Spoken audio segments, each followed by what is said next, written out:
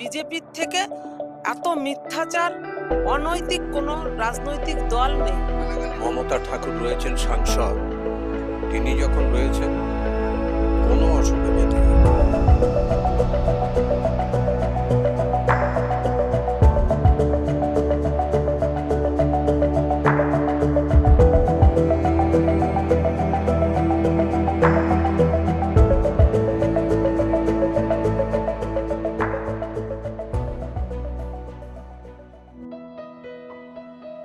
বঙ্গের উত্তর সীমান্তে এক সম্প্রদায় আছে যার নাম মতুয়া। তারা শুধু ধর্ম বা সমাজ নয়, বরং রাজনীতির এক শক্তিশালী শক্তি। কিন্তু আজ সেই সম্প্রদায় নিজের মধ্যেই বিভক্ত রাজনীতির ছাড়পত্রে। আজকের প্রতিবেদন হলো ইতিহাস, মানুষ, সংস্কৃতি ও ক্ষমতার সংঘর্ষে। মতুয়া একটি বিশিষ্ট সামাজিক ধর্মীয় আন্দোলন, যা 19 শতকে পূর্ববঙ্গের অর্থাৎ বর্তমান বাংলাদেশের গ্রামে শুরু হয়েছিল। এর প্রবর্তক ছিলেন হরিচাঁদ ঠাকুর এবং এরপর তার পরবর্তীতে তার পুত্র গুরুচাঁদ ঠাকুর এই সমাজ সংস্কারের নেতৃত্ব দেন। 1947 সালে দেশভাগের পর হরিচাঁদ ঠাকুরের শিষ্য ও অনুসারীরা ও তাদের পরিবার পূর্ব পাকিস্তান থেকে পশ্চিমবঙ্গের ঠাকুরনগর, বনগাঁ সহ উত্তর 24 পরগনা ও আশেপাশের অঞ্চলগুলোতে চলে আসেন। এরা মূলত নমশূদ্র বর্ণভুক্ত কৃষক ও শ্রমজীবী সম্প্রদায়ের মানুষ, যারা ভারতীয় নাগরিকত্ব, ভোটারের তালিকায় স্থান ও সামাজিক মর্যাদা খুঁজে পেতে দীর্ঘ সংগ্রাম করে চলেছেন। মতুয়া সম্প্রদায় ধীরে ধীরে রাজনৈতিক ভরাট শক্তিতে রূপান্তরিত হয়, কারণ এখানে একদিকে রয়েছে ভোটের সংখ্যা, অন্যদিকে রয়েছে দীর্ঘদিনের নাগরিকত্ব ও পুনর্বাসন সংশ্লিষ্ট দাবি। এই পরিস্থিতিতে বিভিন্ন রাজনৈতিক দল মতুয়া ভোট ব্যাংক লাভের জন্যই তাদের কাছে আসে।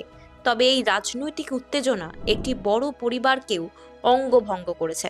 এই পরিবারকেই বলা হয় ঠাকুরবাড়ি, মতুয়া মহাসংঘের মালভূমি। অ্যাকচুয়ালি আমরা কখনোই চাই না যে মতুয়াদের নিয়ে রাজনীতি হোক। আমরা চেয়েছিলাম যে এসআইয়ের হোক, এটা নিয়ে আমাদের কোনো আপত্তি নেই। যারা অনুপ্রবেশ করে এসছে, যারা মারা গেছে, যাদের এখানে কোনো ঠিকানা নেই, তাদের নাম বাদ যাক। কিন্তু এই মতুয়ারা তো ভারত ভাগের বলি হয়ে তারা ভিটে মাটি সবকিছু ছেড়ে দেশে এসছে, এবং এই মতুয়ারাই এত বছর ধরে ভোট দিচ্ছে। তো সেই সময় বলা হয়েছিল যে ভোটের কার্ড যাদের থাকবে তারাই এদেশের নাগরিক। তারপরে কেন্দ্র সরকার কি করলো, যে আধার কার্ড করলো, বলছে আধার কার্ডটাও একটা বিরাট বড় ফ্যাক্টর একটা নাগরিকত্ব পাওয়ার ব্যাপারে। তাহলে আজকে দাঁড়িয়ে এত কিছু করার পরে এবং মতুয়াদের হাজার হাজার ভোট নেওয়ার পরে আজকে দাঁড়িয়ে কেন কেন্দ্র সরকারের মনে হচ্ছে বা নির্বাচন কমিশনের মনে হচ্ছে যে আজকে করতে হবে? হ্যাঁ, এটা আমরা কখনোই চাই না যে মতুয়াদের মধ্যে কোনো রাজনীতি আসুক। কারণ দেখা যাচ্ছে শান্তনু ঠাকুর একটা কথা বলছে, তারা বলছে হিন্দুত্বের কার্ড দেব, এদিকে ধরুন আরেকটা দল বলছে যে না আমরা করব। এতে করে সাধারণ মানুষ বা সাধারণ মতুয়া যারা, তারা তো সত্যিকারের বিভ্রান্তির মধ্যে পড়ছে। কিন্তু আমরা চাইবো যে সামাজিকভাবে মতুয়ারা সংঘবদ্ধ থাকুক এবং এদের মধ্যে কোনো ডিভাইডেশন যেন না আসে বা কোনো রাজনীতি যেন এর মধ্যে না ঢোকে। না, অ্যাকচুয়ালি ঘটনা হচ্ছে ভোট ব্যাংক তো আছেই, তার মধ্যে আজকে এই মানুষগুলোকে আতঙ্কিত করাও একটা বোধহয় প্রসেস চলছে। কারণ এই মানুষগুলো তো এখন সত্যিকারে আতঙ্কিত হয়েছে যে আজকে যদি আমার ভোট না, এই যে লক্ষ লক্ষ মতুয়াদের যে নাম কাটা যাচ্ছে, কেন হয়, কি কারণে? এত বছর তারা এখানে একটুখানি বসার জায়গা করেছে বা ছেলে মেয়েদের চাকরির যে এগুলো তারা করেছে, তাহলে আজকে যদি তাদের ভোটের কার্ড বাদ যায়, তাহলে তাদের ব্যাংক অ্যাকাউন্ট তাদের ক্লোজ হচ্ছে, তাদের এখানে ছেলে মেয়ে চাকরির সমস্যা হবে। তাহলে এই জায়গাগুলো তৈরি করার তো কোনো দরকার নেই নির্বাচন কমিশনের। তো নির্বাচন কমিশনকে এটাই বলবো যে যেগুলো অবৈধ সেগুলোকে অবশ্যই আপনারা বাদ দিন, কিন্তু যাদের ভোটার কার্ড আছে, আধার কার্ড আছে, ব্যাংকের বই আছে, চাকরি বাকরি করছে, অন্তত এদেরকে মার্জনা করুন। এরা যাতে সঠিকভাবে নাগরিকত্বটা পায় সেই দিকে আপনারা লক্ষ্য রাখুন। বিজেপি পার্টি সবসময় প্রত্যেকটা মানুষকে ব্যস্ত রাখতে চায়। সে তার নিজের কোনো চিন্তা ভাবনাতে না আসতে পারে, এটাই হচ্ছে বিজেপির পলিসি। কারণ মানুষ যদি নিজেরটাকে বুঝতে এবং জানতে পারে, তাহলে বুঝতে পারবে বিজেপির থেকে এত মিথ্যাচার, অনৈতিক কোনো রাজনৈতিক দল নেই। এরা শুধু মানুষের মধ্যে ধর্ম কি করে একটা সংঘর্ষ বাঁধানো যায়, বিভাজন, ভাইয়ে ভাইয়ে বিভাজন বাঁধানো যায়, এটাই জানে। বিজেপির মধ্যে কোনো আদর্শ, নীতি, সততা, স্বচ্ছতা এসব কিছু নেই। এই যে যে মন্ত্রী আছে আমাদের, আমরা ঠাকুরবাড়িকে একটা নিজের মনে করি যে এইটা আমাদের একদম মানে আশ্রয়স্থল, এখানে গেলে আমরা সর্বদিকে শান্তি পাই, সেই ঠাকুরবাড়িতে এই রাজনীতি হবে এটা আমরা ভাবতে পারিনি। মতুয়ারা আজকে বিভ্রান্ত। কোনো আইনে লেখা নেই যে নির্বাচন কমিশনার বলেছে এখানে হিন্দুত্বের কার্ড থাকলে সে এসআইআর এ একটা জায়গা পাবে, এই রকমের কোনো আইন আমরা দেখতে পাইনি। তো সেইটা যে বলছে বা যারা বলছে যে হিন্দুত্বের কার্ডে আমার মতুয়ারা এখানে নাগরিকত্ব পাবে, এটা সর্বৈব মিথ্যা এবং এটা টাকা নেওয়ার একটা পলিসি, এছাড়া আর কিছু আমাদের মনে হচ্ছে না।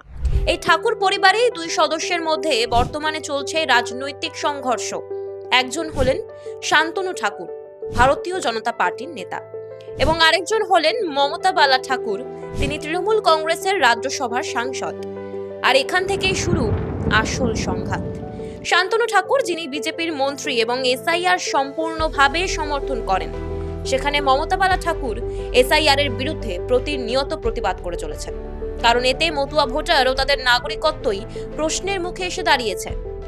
2002 সালে যাদের ভোট ছিল না তাদের সন্তান সন্ততি বা তাদের ভোট থাকার কোনো জায়গা নেই। 2014 ফেব্রুয়ারি যখন এই ফাইনাল ভোটার লিস্ট বেরোবে তখন মারামারি বাঁধবে, রীতিমতো দাঙ্গা বাঁধবে।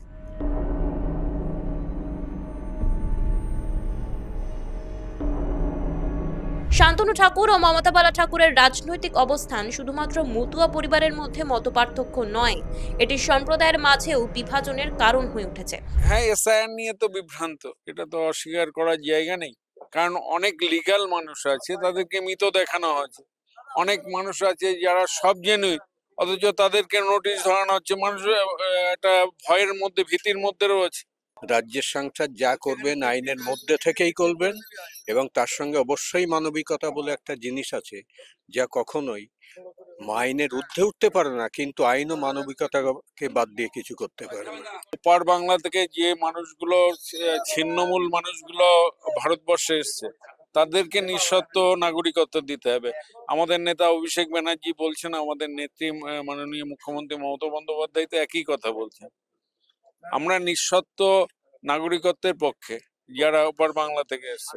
ভয়ের কিছু নেই, এবং মতুয়ারা যথেষ্ট সংঘবদ্ধ, এবং তার পেছনে যিনি আমাদের মমতা ঠাকুর রয়েছেন সাংসদ, তিনি যখন রয়েছেন কোনো অসুবিধে নেই।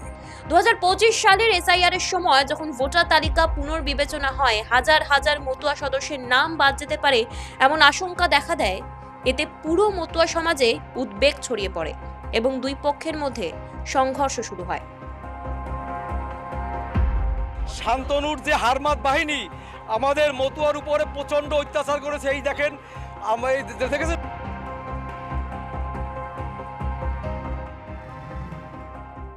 আজ পশ্চিমবঙ্গের রাজনীতিতে মতুয়া জনগোষ্ঠী একটি বড় ভোট ব্যাংক।